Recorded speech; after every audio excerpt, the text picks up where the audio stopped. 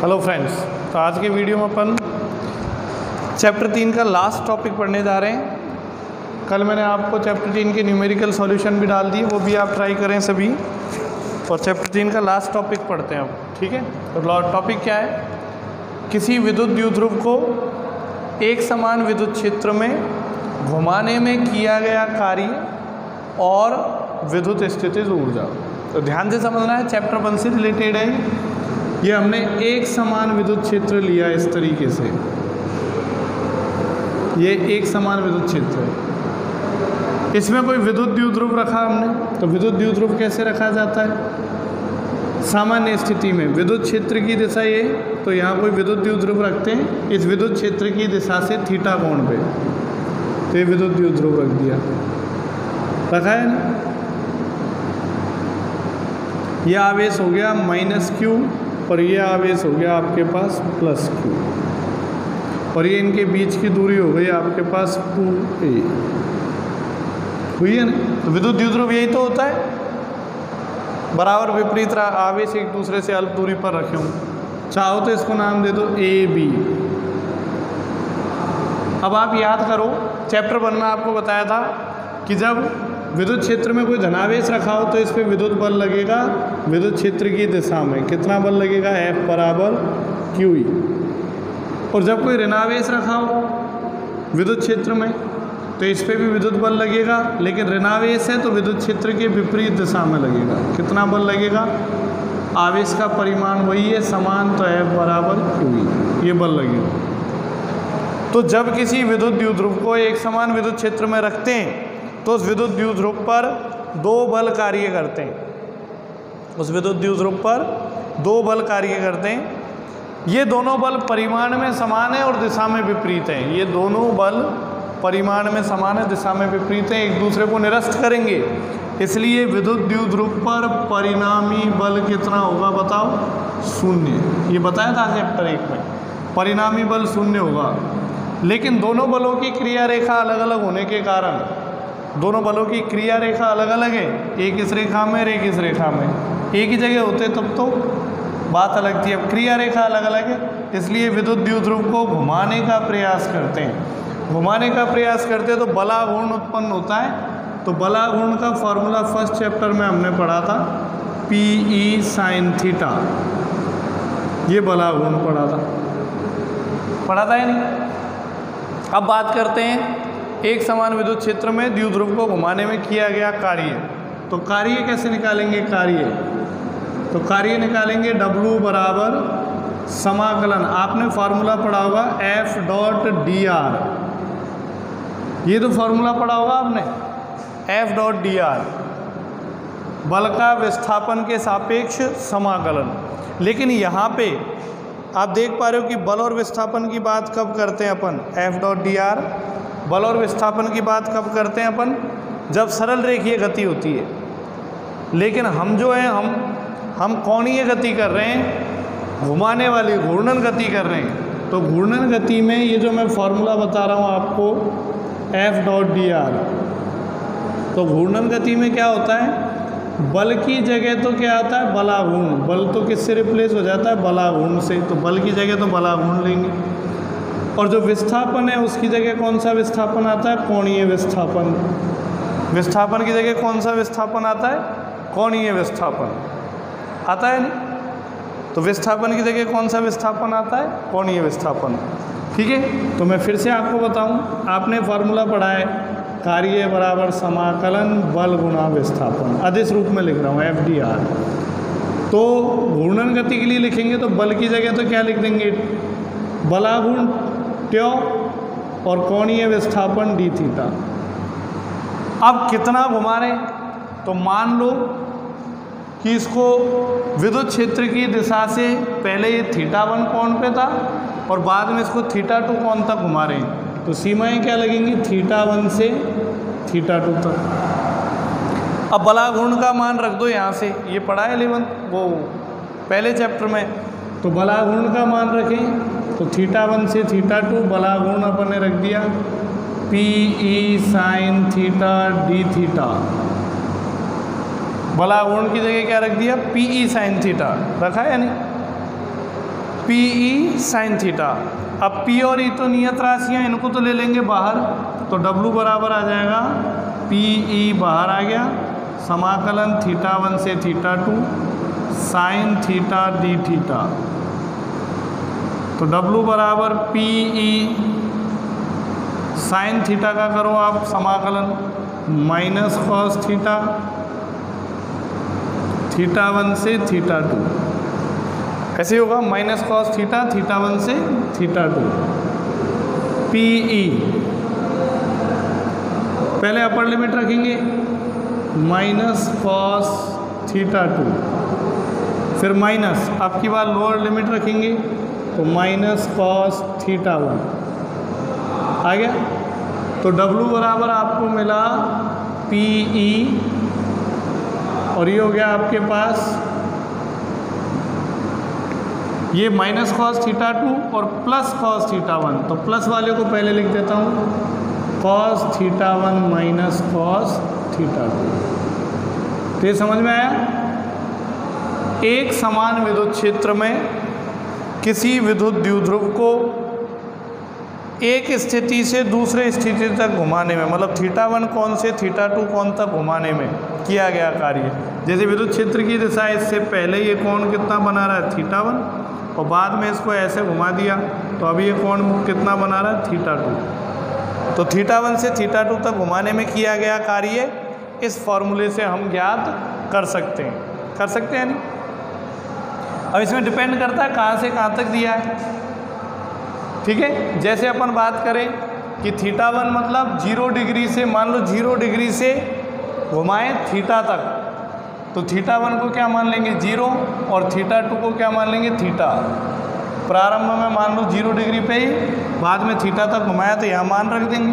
तो कार्य का फॉर्मूला क्या आ जाएगा, पी ई कॉस 0, θ1 की जगह 0, तो कॉस 0 का मान 1, तो 1 माइनस कॉस θ2 की जगह क्या रखेंगे थीटा, तो 1 माइनस कॉस थीटा। ऐसे अलग अलग फॉर्मूले बना सकते हो। 0 से 180 घुमाए तो θ1 का मान 0 डिग्री और θ2 का मान कितना हो जाएगा 180 डिग्री। तो 0 से 180 घुमाएंगे तो डब्लू कितना मिलेगा बताओ, पी ई, यहाँ पहले 0 लिखेंगे, cos 0 का मान 1, फिर माइनस θ2 की जगह लिखेंगे 180, तो cos 180 का मान हो जाएगा -1, cos 180 का मान हो जाएगा -1, तो W बराबर पी ई, और ये हो जाएगा 2, तो गुणा 2, तो कितना कार्य आ जाएगा 2PE। 0 डिग्री से 180 डिग्री तक घुमाने में, तो 0 डिग्री मान लो ये कोण कितना है थीटा, तो 0 डिग्री कहाँ होगा कि जब विद्युत द्विध्रुव इस दिशा में रखा हो यूँ, और इसको घुमाना है 180 पे यूँ, 180 पे यूँ से यूँ, तो 180 तक घुमाने में कितना कार्य होगा 2PE। बोलो होगा या नहीं, समझ आया। अब देखो एक स्पेशल केस में लेता हूँ, स्पेशल केस कि मान लो कि 90 डिग्री पे रखा है और उसको कोई थीटा कोण तक घुमा रहे हैं अपन, मतलब पहले ये जो विद्युत द्विध्रुव है ये 90 डिग्री पे रखा है और यहाँ से किसी थीटा कोण पर घुमा रहे हैं, थीटा कोण पर, तो फिर क्या कितना कार्य होगा W बराबर PE cos θ1 की जगह क्या लिखेंगे 90 और θ2 की जगह क्या लिखेंगे बताओ थीटा, cos थीटा।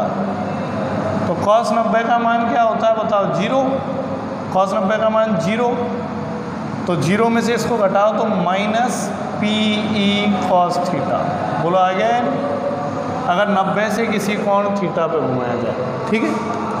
तो बाकी मेन फार्मूला तो अपना यही है, बाकी ये तो अलग अलग केस है कितने से कितने कोण पर घुमाया जा रहा है। मतलब विद्युत क्षेत्र में किसी विद्युत द्विध्रुव को घुमाने में किया गया कार्य इससे ज्ञात किया जाएगा। P क्या है विद्युत द्विध्रुव आघूर्ण, E क्या है विद्युत क्षेत्र, ठीक है। P और E, और यहाँ थीटा आप समझ ही पा रहे हो, थीटा इनके बीच का कोण। अब देखो आगे इस स्पेशल केस की अगर बात करें तो इसको तो भूल जाओ थोड़ी देर के लिए। अब मैं आपको बताऊं, आपने ये बलाघूर्ण पढ़ा था, ये बलाघूर्ण पढ़ा था टाउ बराबर PE sin थीटा। तो आप मुझे बताओ अधिकतम बलागुण कब लगेगा? अधिकतम बलागुण कब लगेगा? जब थीटा का मान क्या हो? 90 डिग्री। थीटा का मान 90 डिग्री रख दें तो साइन 90 का मान 1 हो जाएगा, तो अधिकतम बलागुण लगेगा पी। अधिकतम बलागुण का मतलब क्या है कि द्विध्रुव को घुमाने का प्रयास सर्वाधिक कब होगा? जब थीटा बराबर 90 हो। मतलब जब विद्युत द्विध्रुव 90 डिग्री पर रखा हो तब वो सर्वाधिक घूमने का प्रयास करेगा। बोलो करेगा या नहीं? 90 डिग्री पर रखा हो। बलागुण अधिकतम मतलब घुमाने का प्रयास सबसे ज़्यादा। तो हम ये कह सकते हैं, आप समझना, कि जैसे ये एक समान विद्युत क्षेत्र है, इसमें सबसे ज़्यादा बलागुण कब लगेगा? जब विद्युत द्विध्रुव कैसे रखा हो? इसके लंबवत -q और +q। क्यों? क्योंकि P जो होता है विद्युत द्विध्रुव आघूर्ण, उसकी दिशा कैसे होती है? -q से +q की ओर होती है नहीं? P विद्युत द्विध्रुव आघूर्ण की दिशा क्या बताई थी? -q से +q की ओर। तो P की दिशा ये, E की दिशा ये, तो दोनों के बीच का कोण कितना हो गया बताओ? 90 डिग्री हो गया। P और E के बीच का कोण 90 डिग्री। तो यहाँ पे अधिकतम बलागुण लगेगा। तो जब द्विध्रुव इस अवस्था में हो तब सर्वाधिक बलागुण लगता है, और सर्वाधिक बलागुण लगने के कारण तेजी से घूमता है। तो इसको अपन अस्थायी अवस्था बोलते हैं। द्विध्रुव की सर्वाधिक अस्थायी अवस्था। अस्थायी है मतलब द्विध्रुव कभी ऐसे रुक ही नहीं सकता, जैसे छोड़ोगे बलागुण लगेगा, घूमने लगेगा, वो लगेगा। तो ये सर्वाधिक अस्थायी अवस्था है। तो इसे आप न्यूमेरिकल सॉल्व करते समय इसे अपन प्रारंभिक अवस्था मान सकते हैं। तो अब ये सर्वाधिक अस्थायी अवस्था है, इस पे विद्युत बल लग रहा है। धनावेश पे तो किधर लगेगा? विद्युत क्षेत्र की दिशा में विद्युत बल, और ऋणावेश पे किधर लगेगा? विद्युत क्षेत्र के विपरीत दिशा में। सर्वाधिक बल लग रहा है, विद्युत क्षेत्र के कारण बल लग रहा है, और इस बल के कारण ये घूमेगा, अधिकतम बलागुण लगेगा या नहीं? बोलो। तो इस बल के कारण जब विद्युत द्विध्रुव घूमेगा तो विद्युत द्विध्रुव को घुमाने में किया गया कार्य ही विद्युत द्विध्रुव की ऊर्जा के रूप में संचित हो जाता है। इसको घुमाने में किया गया कार्य ही विद्युत द्विध्रुव की ऊर्जा के रूप में संचित हो जाता है। तो ऊर्जा अपन कब ज्ञात करते हैं? सर्वाधिक अस्थायी अवस्था से, है ना। अगर द्विध्रुव को यूँ रख दोगे तब तो उस पर बलागुण लगेगा ही नहीं, वो तो स्थायी अवस्था में आ जाएगा, संतुलन अवस्था में आ जाएगा। तो फिर घुमाने में कार्य बाह्य स्रोत द्वारा करना पड़ेगा, ठीक है। तो यहाँ देखो मैं कह रहा हूँ कि सर्वाधिक अस्थायी अवस्था में रखा है, यहाँ रखते ही अपने आप घूमेगा।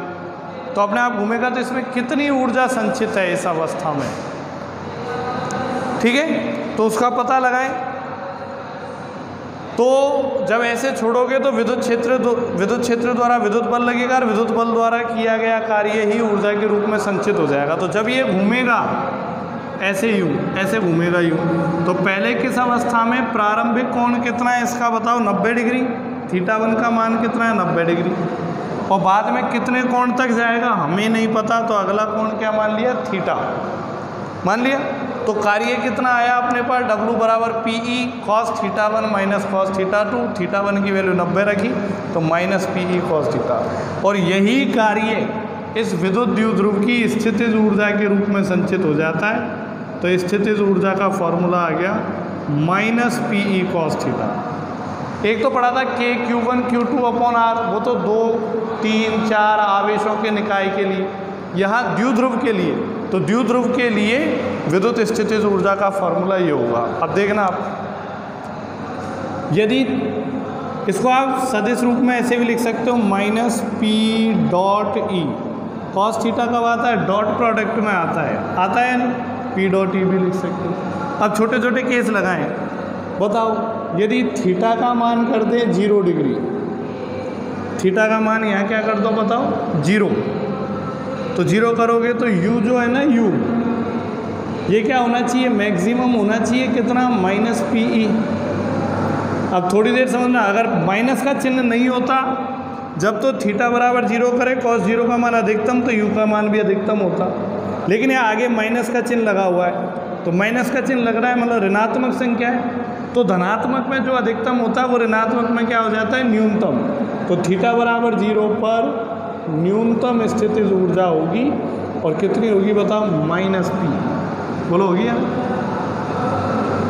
और थीटा बराबर 180 पर, तो 180 पर स्थितिज ऊर्जा अधिकतम होगी या नहीं, क्योंकि थीटा 180 रखोगे तो -1 cos थीटा का मान, cos 180 का मान -1 से इसको गुणा करो तो +P। बोलो होगा यार, क्लियर है।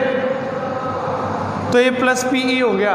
अब बात करें साम्यावस्था की, तो बलाघूर्ण याद है आपको, जब थीटा बराबर 0 रखेंगे यहाँ तो बलाघूर्ण कितना लगेगा बताओ, मिनिमम कितना लगेगा, 0। और थीटा बराबर 180 रखेंगे तब भी बलाघूर्ण कितना लगेगा बताओ, मिनिमम, क्योंकि साइन 180 का मान भी कितना होता है, 0। साइन 0 का मान भी 0 और 180 का मान। तो आप देख पा रहे, पहला केस देखो ये वाला, जब थीटा बराबर 0 है बलाघूर्ण मिनिमम होगा, 0 होगा, और स्थितिज ऊर्जा जो है विद्युत स्थितिज ऊर्जा द्विध्रुव की वो भी न्यूनतम होगी। तो इस अवस्था को संतुलित अवस्था या स्थायी संतुलन अवस्था कहा जाता है। क्या कहते हैं बताओ, स्थायी संतुलन अवस्था, द्विध्रुव की स्थायी संतुलन अवस्था। ठीक है, कि जब थीटा बराबर 0 डिग्री होगा तो वो स्थायी रूप से संतुलित अवस्था में रहेगा। स्थायी संतुलन का मतलब यदि उसे हल्का सा विक्षेप भी दे दें तो भी वो थोड़ी देर बाद उसी अवस्था में आ जाएगा। और जब दूसरा केस लेते हैं कि जब थीटा बराबर 180 है तब भी बलाघूर्ण तो 0 होगा, लेकिन उस समय पे स्थितिज ऊर्जा क्या होगी बताओ, अधिकतम होगी। स्थितिज ऊर्जा क्या होगी बताओ, अधिकतम होगी। तो इसको अस्थायी संतुलन अवस्था कहा जाता है। जब थीटा बराबर 180 हो, फर्स्ट चैप्टर में बताया था, थीटा बराबर 180 मतलब ये यूं रखा हो, तो इस केस में ये अस्थायी संतुलन अवस्था में होगा। अगर इसको जरा सा विक्षेपित कर दें तो वापस अपनी अवस्था को प्राप्त नहीं करेगा, जरा सा विक्षेपित करते ही घूम जाएगा। ठीक है, तो याद रखना, एग्जाम में पूछते हैं कि जब कोई विद्युत द्विध्रुव एक समान विद्युत क्षेत्र में स्थित हो तो वह कब तो स्थायी संतुलन अवस्था में होगा और कब अस्थायी संतुलन अवस्था में होगा। तो जब थीटा बराबर 0 हो तब स्थितिज ऊर्जा न्यूनतम होगी, और जब थीटा बराबर 180 हो तब स्थितिज ऊर्जा अधिकतम होगी। तो स्थायी और अस्थायी संतुलन अवस्था हो गई, हुई है नहीं। तो इसी के साथ अपन चैप्टर जो 3 है उसे पूर्ण करते हैं, कंप्लीट करते हैं। तो चैप्टर 3 कंप्लीट हो गया। न्यूमेरिकल मैंने आपको अपलोड कर दिए हैं, ऑब्जेक्टिव टाइप और बैक साइड के न्यूमेरिकल आप रफ कॉपी लेके बैठें और उनको देख देख के अच्छे से ट्राई करें। ठीक है, कोई डाउट हो तो आप मुझसे पूछें, कॉल कर सकते हैं आप मुझे, नंबर सबके पास है ग्रुप में, पूछ सकते हैं मुझसे। ठीक है, नेक्स्ट चैप्टर स्टार्ट होगा अब अगले दिन से।